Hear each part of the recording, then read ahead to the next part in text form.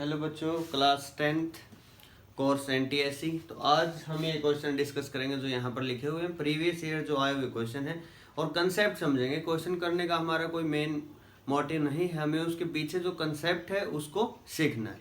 तो ये शहबाज जो फर्स्ट क्वेश्चन है, क्या पूछा गया, क्या हमें निकालना है। तो देखिए शहबाज, क्वेश्चन जो 1 है इसके अंदर पूछा गया find the value of unknown resistance. यहाँ देखिए शहबाज इस टाइप से कॉम्बिनेशन गिवन है, ठीक है। तो ये जो x ओम यहाँ लिखा हुआ है इसकी वैल्यू हमें फाइंड आउट करनी है। सबसे पहले तो ये जो फॉर्म है वो कौन सी है, ये व्हिटस्टोन ब्रिज फॉर्म है, WSB। और इस फॉर्म में क्या होता है आपको ध्यान रखना बेटा, कभी भी अगर ऐसा बोला जाए कि ब्रिज बैलेंस है तो यहाँ से जीरो करंट मूव करता है। कितना करंट? जीरो।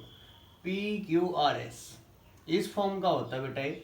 और P/Q is equal to R/S जब हो जाए तो यहाँ से कोई करंट मूव नहीं करता, तो हम उसको क्या कर देते हैं उसको सिंपली यहाँ से रिमूव कर देते हैं इस पोर्शन को, ठीक है। तो ऐसे आपको करना होगा। और इसके अंदर बोला गया है अगर ब्रिज बैलेंस है तो उस केस में जो x है इसकी वैल्यू क्या आएगी, ठीक है। इसकी वैल्यू क्या आएगी, इसके 8 के साथ पैरेलल में है। देखो एक बार यहाँ समझो, PQRS मीन्स P/QR/S तो होगा। क्यों होगा? क्योंकि क्वेश्चन के अंदर बोला कि ब्रिज क्या है, बैलेंस है, ठीक है। P/Q कितना हुआ, 10/10 कितना हुआ, 1, ठीक है। तो R/S भी कितना होगा, 1 होगा। 1 कब होगा, ये तो 4 है, तो इसका जो कॉम्बिनेशन वो भी क्या आना चाहिए, 4, तभी होगा। अब ये कितना होगा, देखो बिना पेन पेंसिल के आप बता सकते हैं कितना होगा। मैंने आपको बताया था कभी भी दो इक्वल रेजिस्टेंस दे रखे हो बेटा पैरेलल के अंदर, फॉर एग्जांपल 10 ओम 10 ओम, तो इसका इक्विवेलेंट रेजिस्टेंस कितना आएगा, 5 ओम। बताया था हाफ हो जाएगा, तो हमें यहाँ 4 ओम चाहिए, तो यहाँ x की वैल्यू कितनी होगी, 8 ओम, ठीक है। इतना बड़ा मेथड आपको यूज नहीं करना। 8 और 8 का पैरेलल कितना आएगा, 4 आएगा। अदरवाइज आप निकाल के देख लें, जो फॉर्मूला पैरेलल के लिए यूज होता है वो फॉर्मूला यहाँ लगाएं और आपके पास रिजल्ट आ जाएगा, ठीक है। बात ये आपको कंसेप्ट क्लियर करना है, P/Q is equal to R/S। अब P/Q तो सर यहाँ 1 बना, तो ये भी 1 बनेगा बेटा, ठीक है। 1 कैसे बनेगा, 4 है तो ये 4 होना नेसेसरी है। ये 8 है, इसके साथ पैरेलल में इन दोनों का जो कॉम्बिनेशन वो 4 आना चाहिए, तो कितना होगा, 8 होगा। Okay clear. अब देखिए सेकंड हमसे पूछा गया find the equivalent resistance from A to B। 3 3 3 ऐसे नहीं करना, ठीक है। कोई भी आप पॉइंट मान लो, नो प्रॉब्लम। PQ इसको हमने मान लिया सपोज। तो देखिए शहबाज यहाँ से PQ इस टाइप में है, ठीक है। कितने का रेजिस्टेंस, 3 ओम का। अब यहाँ से जो P है वो किसके साथ कनेक्शन में है, 3 ओम का रेजिस्टेंस है और A के साथ कनेक्शन में, ऐसे ही है, ठीक है, 3 ओम।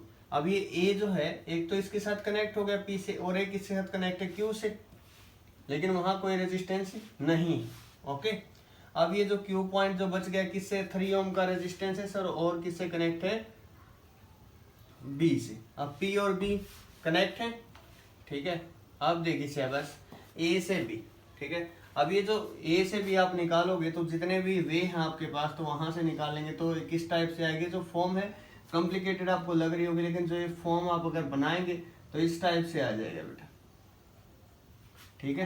क्योंकि यहाँ जो है इस पॉइंट को आप यहाँ से अगर उठा के मिला भी देते हैं तब भी कोई फर्क नहीं पड़ेगा, क्योंकि यहाँ कुछ है ही नहीं, ठीक है। इसको उठा के यहाँ से मिलाओगे और इसके बाद जो ये पॉइंट इसको उठा के यहाँ से मिलाओगे सेम, क्योंकि कोई रेजिस्टेंस यहाँ है ही नहीं। 3 ओम 3 ओम 3 ओम,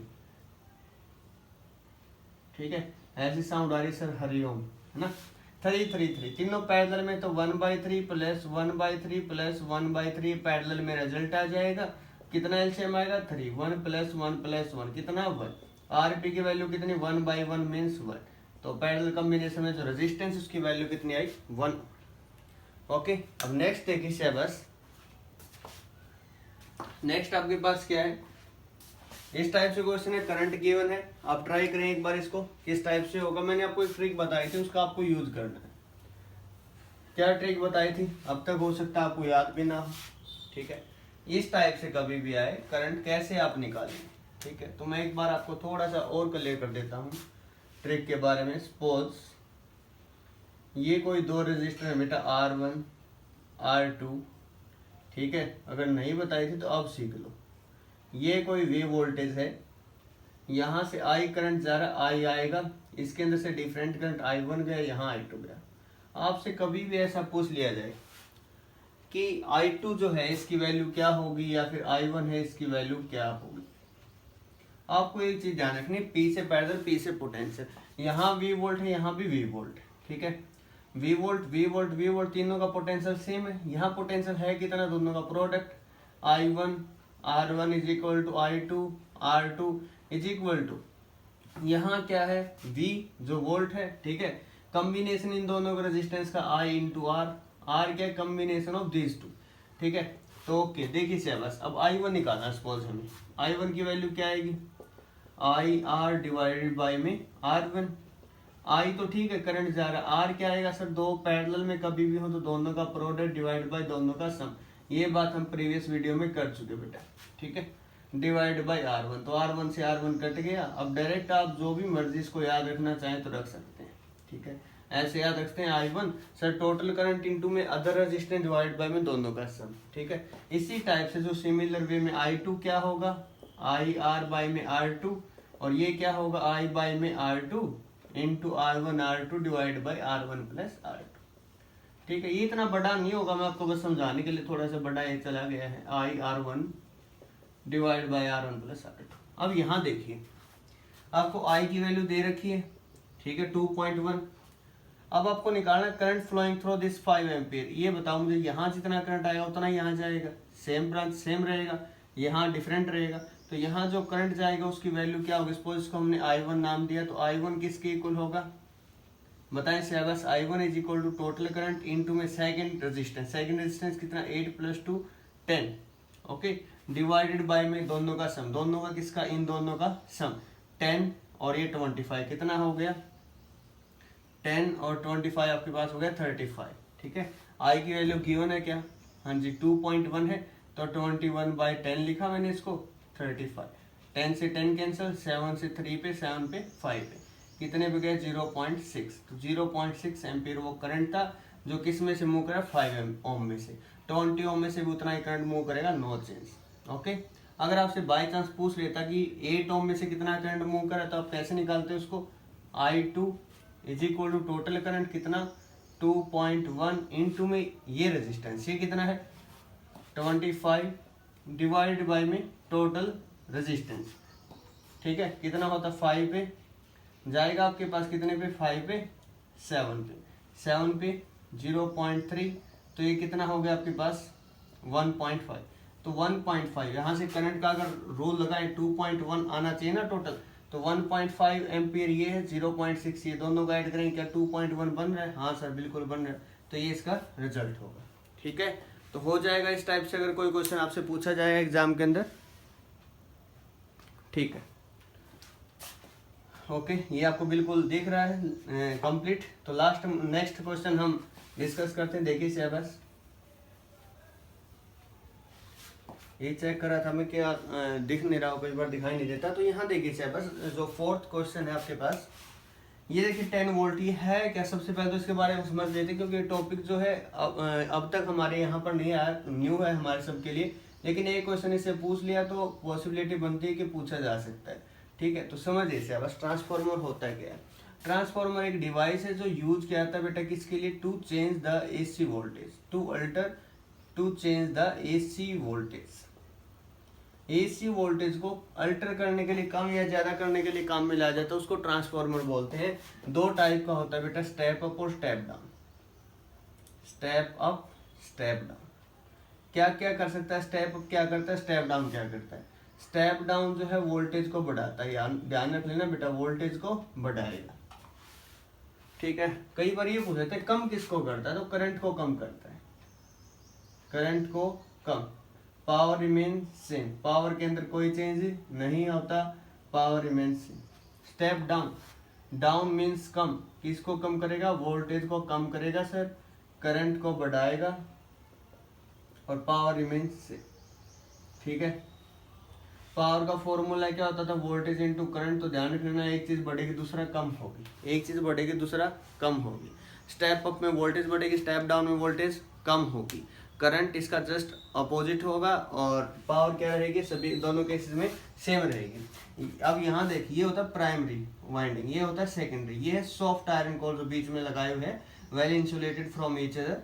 प्राइमरी कॉइल, सेकेंडरी कॉइल, इसको बोलते हैं प्राइमरी वोल्टेज, इसको बोलते हैं सेकेंडरी। ठीक है, सेकेंडरी वोल्टेज नंबर 1 तो ये डीसी के लिए काम नहीं करता, ये आंसर 0 आएगा। ओके, नंबर 2 यहाँ कोई लोड नहीं है, तो लोड नहीं है तो वोल्टेज के क्रॉस या लोड के क्रॉस आती है, तो लोड यहाँ है नहीं। ठीक है, तो ये आपको थोड़ा सा इनका ध्यान रखना पड़ेगा। ठीक है, तो मुझे नहीं लगता आपको यहाँ से कोई प्रॉब्लम आएगी, और एक दो टॉपिक इस पे कंप्लीट ट्रांसफार्मर के ऊपर आपको समझा दिया जाएगा किस टाइप से होता है, तो उसके बारे में आपको पता लग जाएगा। नंबर 2 आपको कैसे पता चलेगा कि स्टेप अप है स्टेप डाउन है, जब भी ये जो है आपके पास जिसका एग्जाम्पल है स्टेप डाउन का, प्राइमरी अगर आपके पास प्राइमरी अगर ज़्यादा है सेकेंडरी से तो वो केस होगा स्टेप डाउन, अगर प्राइमरी सेकेंडरी से लेस है सेकेंडरी टर्न से तो वो होगा स्टेप अप। ठीक है, तो यहाँ से देखते पता चल रहा है कि ये जो है स्टेप डाउन का केस है। ओके, तो ये कुछ क्वेश्चन है जो हमने डिस्कस किए। ये देखिए syllabus question number 5, if voltmeter shows 4 volt reading then power developed across R resistance will be. ये जो रेजिस्टेंस इसके अक्रॉस जो पावर होगी वो क्या होगी, ये हमें निकालना है। ठीक है, सबसे पहले तो मैं आपको पावर के फॉर्मूले बता देता हूँ। पावर के फॉर्मूले जो हमने किए V into I square into R या V स्क्र बाई आर, तो ये सभी फॉर्मूले हमने पावर के केस में किए। ओके, अब हमें पावर निकालनी, तो पावर कैसे निकले, V पता है तो सर I नहीं पता। ठीक है, R तो अननोन है, अब यहाँ से कैसे निकाले, 2 किलो ओम रेजिस्टेंस ये गिवन है। ठीक है, तो कंफ्यूजन यहाँ क्रिएट हो गई है, नो प्रॉब्लम। तो मुझे बताएं, ये अगर 10 वोल्ट है ये 4 वोल्ट है, तो यहाँ कितना वोल्ट हुआ बेटा, टोटल तो 10 वोल्ट है, तो ये 4 है तो ये कितना बचा, 6 वोल्ट। ठीक है, थोड़ा सा माइंड से काम करना है। यहाँ 6 वोल्ट पता चल गया, रेजिस्टेंस पता चल गया, क्या करंट निकाल सकते हो, I is equal to V by R. V कितना है 6, R कितना है 2 किलो, किलो है मीन्स 10 की पावर 3, ऊपर जाएगी -3, 2 पे 3, तो कितना आ गया 3 मिली एम्पियर। जो करंट इसमें से मूव कर रहा है क्या वो सेम करंट R में से मूव करेगा, बिल्कुल करेगा। समझ में आई बात, उतना ही करंट यहाँ होगा। V पता है, पावर निकालनी, power is equal to V into I. V कितना है 4, I कितना है 3 मिली एम्पियर, कितना आंसर है, इसको वोल्ट लिख सकते हो, तो आंसर कितना है 12 मिली, और पावर है, पावर किस में होगी वाट में, तो 12 मिली वाट, तो ये इसका आंसर था। ओके, हो जाएगा, नो प्रॉब्लम। ये देखिए, when the diameter is doubled of a wire then its new resistance becomes, तो ध्यान रख लेना, आर न्यू आर ओल्ड जो पहले जो है दैट इज इक्वल टू, अगर लेंथ बोले डायमीटर बोले या फिर रेडियस बोले या फिर एरिया बोले, तो सभी का केस हम कर रहे हैं। अगर लेंथ बोले तो आपको क्या करना है, ध्यान रहे, जो न्यू रेजिस्टेंस होगा, न्यू जो लेंथ है डिवाइड बाय में जो ओल्ड लेंथ है उसका स्क्वायर। एरिया बोल दे तो एरिया में जस्ट इसका अपोजिट आएगा, अभी बताऊंगा मैं आपको एक दो न्यूमेरिकल करके। एरिया ओल्ड, एरिया न्यू, इसका स्क्वायर। ठीक है, अब रेडियस, एरिया क्या होता है पाई आर स्क्वायर, रेडियस का अगर बोल दे पाई से पाई कैंसिल होगा दोनों में। ठीक है, R old by R new, इसकी पावर 4 होगी। 4 क्यों, एक तो स्क्वायर की और एक पहले स्क्वायर है, तो पावर की पावर मल्टीप्लाई। ठीक है, डायमीटर बोल दिया जाए, इसकी पावर 4। ठीक है, अब देखिए स्टेप बस हम क्वेश्चन जो पूछा गया डायमीटर के अकॉर्डिंग पूछा गया। ठीक है, पहले रेजिस्टेंस सपोज हमने R मान लिया, बाद में R डैश मान लिया, तो R डैश नया रेजिस्टेंस है, R पहले वाला रेजिस्टेंस है, डायमीटर बोल दिया, तो डायमीटर कितना हुआ। ठीक है, पहले डायमीटर क्या था, सपोज D था, अब कितना हो गया, अब ऐसे लिखना है, नया डायमीटर कितना होगा, डायमीटर को डबल किया जा रहा है, डबल मीन्स 2D पूरे की पावर 4, कितना आ गया 1/4। जो नया रेजिस्टेंस होगा वो क्या हो जाएगा 1/4 हो जाएगा किसका, पहले जो रेजिस्टेंस था उसका। ओके, कंसेप्ट क्लियर हो गया होगा बेटा। जो मैंने यहाँ लिखे हैं ना फॉर्मूले, वेरी वेरी वेरी इंपॉर्टेंट, इनको नोट कर लेना। ठीक है, जहाँ फॉर्मूले लिख रहे हैं वहाँ नोट कर लेना इसको, ताकि आपके लिए हेल्पफुल रहे। अगर आपसे पूछ लिया जाए कोई वायर है उसकी लेंथ अगर 10 टाइम्स कर दी जाए, लेंथ को अगर 10 टाइम्स कर दिया जाए, नया रेजिस्टेंस क्या होगा। ठीक है, तो नया रेजिस्टेंस होगा N स्क्वायर इंटू आर, क्या होगा n square into R, 10 means 100 times किसका, पहले जो रेजिस्टेंस था उसका। ठीक है, पहले का रेजिस्टेंस 2 ओम था, अब लेंथ को 10 टाइम्स कर दिया जाए, नया रेजिस्टेंस क्या होगा, 2 से मल्टीप्लाई कर देना, बता देना कि 200 ओम हो जाएगा। ओके, याद रह जाएगा, ये ट्रिक आपको यूज करनी जो यहाँ लिखवाई गई। ठीक है, अगर आप ये यूज करेंगे तो बेटा कोई प्रॉब्लम किसी टाइप की नहीं आएगी। एक है रेजिस्टेंस, एक होता है स्पेसिफिक रेजिस्टेंस। स्पेसिफिक रेजिस्टेंस कभी आपसे पूछ लिया जाए, स्पेसिफिक रेजिस्टेंस जो होता है उसको रेजिस्टिविटी को बोलते हैं। किसको बोलते हैं, रेजिस्टिविटी। आप कंफ्यूज मत हो ना, कहीं बोल दो रेजिस्टेंस और स्पेसिफिक एक ही होता, नहीं, किसको बोलते हैं, रेजिस्टिविटी को। और रेजिस्टिविटी जो होती है वो चेंज नहीं होती लेंथ के साथ, नो चेंज। लेंथ को चेंज करो, एरिया को चेंज करो, इसमें कोई चेंज नहीं आएगा, जो पहले है वही होगी, क्योंकि एक मटेरियल का बना होता है सब्सटेंस है, कितना खींच लो उसी मटेरियल का रहेगा, चेंज नहीं होगा। कहीं सोचो प्लास्टिक से रबर के अंदर चेंज हो जाएगा, नहीं, same. Correct order of resistivity. Resistivity का करेक्ट ऑर्डर क्या है, ऑप्शन में 3 ही थे, मैं 4 के बारे में बता रहा हूँ। ठीक है, आपको ध्यान क्या रखना, रेजिस्टिविटी तो सबसे ज्यादा होती है इंसुलेटर की। ठीक है, फिर किसकी होती है, यहाँ पर जो अलॉय होती है उसके लिए, फिर जो सेमीकंडक्टर है उसके लिए, फिर जो कंडक्टर है या फिर मेटल बोल सकते हो उसके लिए। कंडक्टर की रेजिस्टिविटी सबसे कम। याद कैसे रखेंगे, आई एम सुपर कूल। ठीक है, याद रह जाएगा, इंसुलेटर, अलॉय, सुपर सेमीकंडक्टर, और ये है आपके पास कंडक्टर। ठीक है, तो रेजिस्टिविटी का जो करेक्ट ऑर्डर है वो यहाँ ऑप्शन जो भी होंगे उनमें से आप टिक कर सकते हैं। तो ये तो थे जो थे प्रीवियस ईयर क्वेश्चन हमने यहाँ डिस्कस किए। Thanks for watching.